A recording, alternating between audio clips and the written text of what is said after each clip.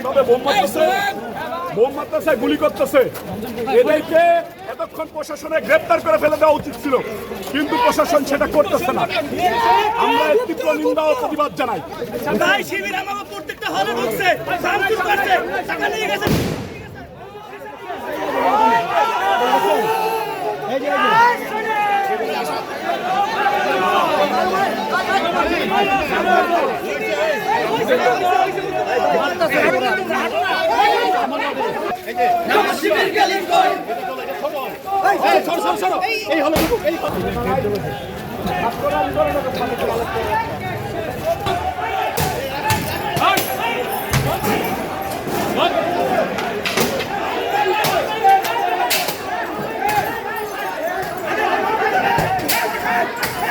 যার নেতৃত্বে এইখানে বহিরাগতদেরকে নিয়ে, তার সন্তানকে নিয়ে হামলা করা হয়েছে সাধারণ ছাত্রদের উপরে, হামলা করা হয়েছে আলিয়া মাদ্রাসায়, হামলা করা হয়েছে আলিয়া মাদ্রাসার জায়গা দখল করা নিয়ে।